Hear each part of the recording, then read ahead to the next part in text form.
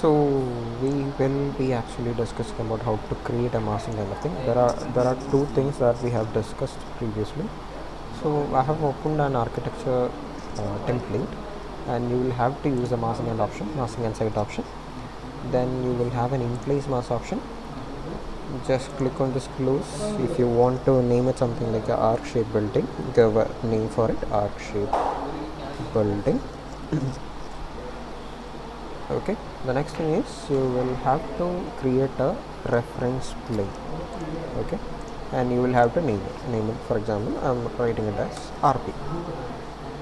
Coming to the front view, that is your elevation, that is your north. Okay, now we are going to create an ellipse. So you will have to choose the reference plane that I have created from the elevation view. Okay, now entering the dimensions 50 meter, towards left that's 40 meter. Now you have created an ellipse. Go to the 3D view, you can see an ellipse. Now we need a point. For that, go to this point element, you will be getting a quadrant. So it's showing actually a quadrant. Okay, now again in the 3D view you will have to create a circle, but if you try to create someone from some circle over here, it won't be in that particular plane. So you will have to set a work plane. Click on the set, you will be able to create a work plane. Then go to circle again, create a circle of 20 meter. Don't forget to enter the dimension, I mean the units also. Sometimes you might enter 20, which will be 20 mm. Okay, now press escape, select these two things, that is your ellipse as well as your circle. Then from the create form you can actually create the solid form. So now you got the exterior of it. Next thing is like you need to create the interior portion, that is like you have to define a thickness for it, right? Now create a model line for getting a center point of this. Okay, but it will be a bit slow. Let me see. Oops.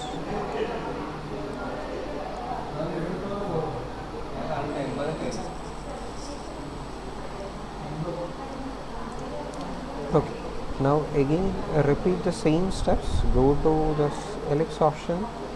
From the center of this, create something of like 50 meter, then towards left 40 meters. Then go to the 3D view again, go to the circle option. Now you will be selecting the center of the circle. Now you will be entering 19.2 meter or something. You will be selecting the interior circle as well as the ellipse that has been created. Now from the create from, you can create the solid. Now a solid form has been created, a thickness has been also given for a, you can delete this center line. You go to the plan view. You won't be finishing this mask right now. Go to the plan view, then draw a rectangle covering the entire area. Now go to the 3D view again, select this rectangle, make sure that you select all the four sides, select it. Now you can go to the front view in the view cube, use the move option. You will have to turn on this disjoin option and also like turn off this, turn on this disjoin option and turn off the constraint. You will be moving it down, then just check whether it has been covered completely. Now you will have to create a void form out of it. Okay, in the 3D view itself I'll be using the view cubes to control it. Then you will have to drag it to your necessary length or something. Okay, then you can go to finish mask option. Next thing is we will have to create multiple levels for this. Now you have two default levels, either you can use it or you can start from scratch from here. So I'm gonna delete this level. I'm gonna use the Schottky LL. It should be in an elevation view. Use Schottky LL, use the pick line option, and I've created one level. Now again use LL again. You'll be setting a dimension of like 4 meter or something, the offset value. Okay, now you will be creating multiple levels according to this. You can also use array if you need.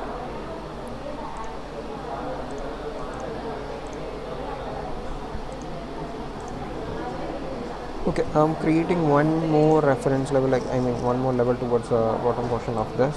Maybe you can delete it if you don't need. sometimes in the ground floor you won't be able to see it properly. I mean the flows that you will be creating or the mass flows won't be coming, so you will need an extra level beneath that sometimes. Okay, now click on this mask. If you are not able to see the mask, go to masking insight option. Here you can toggle it. Actually, you can turn on the mask or turn off the mask. Okay, now you can see the mask. Go to mask floor, select every floor that you need, I mean where you need the mask floors, click on OK. Now go to the 3D view, or even if you just give me a minute.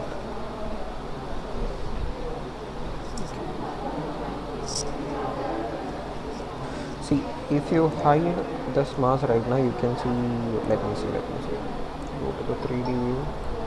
Okay, you can see the mask floors has been created. Okay, now to convert this mask floor to normal floor, just click on this floor option, select everything, that is the select multiple option is on, select everything and create floors.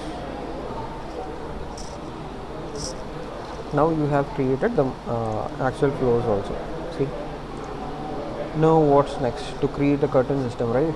So click on the curtain system, select everything using the select multiple option, create system.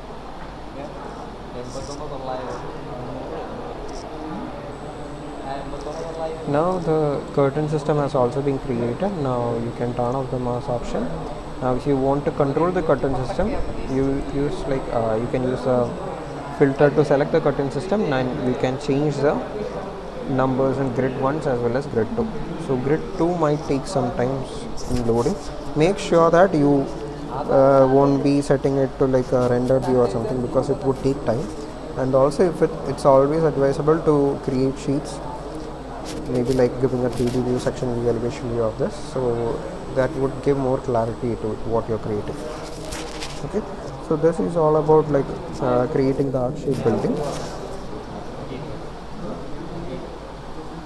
Just give it some time. It's almost 50%. The grid 2 is actually taking this much time right now.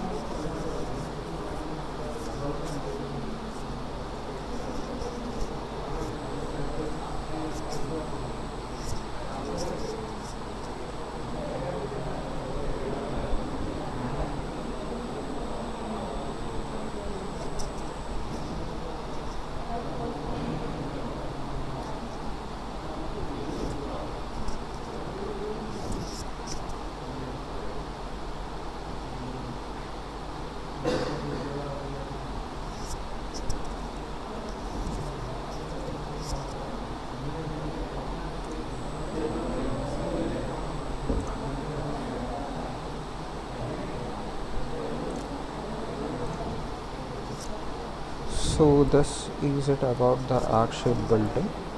Okay, thank you.